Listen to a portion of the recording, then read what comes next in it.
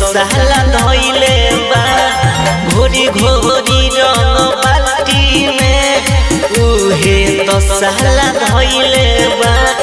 हम नाही ओके रंगनी देवरे छिनार रंगले बा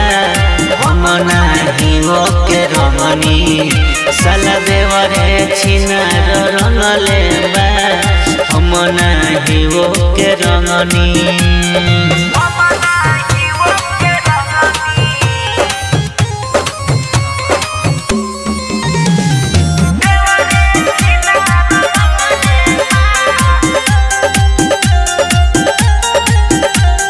हम नहीं ओकरा से बोलनी हो बोली बुरा न मानो आज कहे हवे होली साला मौला लसना हमारा बात के रंग डाल देता भाई दोनों हाथ के लाल पियरी हो रंगवा हाय बगली में चोरइले बा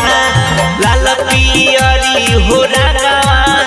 हाय बगली में चोरइले बा हम नाही ओके रंगनी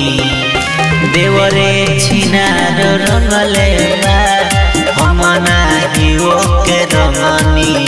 साला देवरे छिनार रंगले बा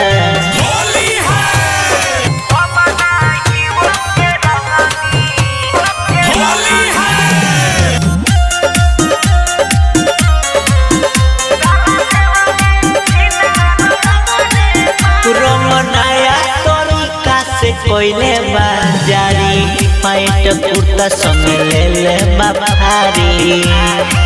कि हमसे मीठी मीठी बात बकी गइलो आगे पाछे तू तो रंग लगइलो देवराई पर बिना हाय मुके सके बतइले बा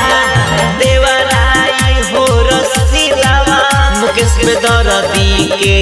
बतइले बा हम नाही ओके रंगनी देवरे छिनार रंगले बा हम नाही ओके रंगनी देवरे छिनार रंगले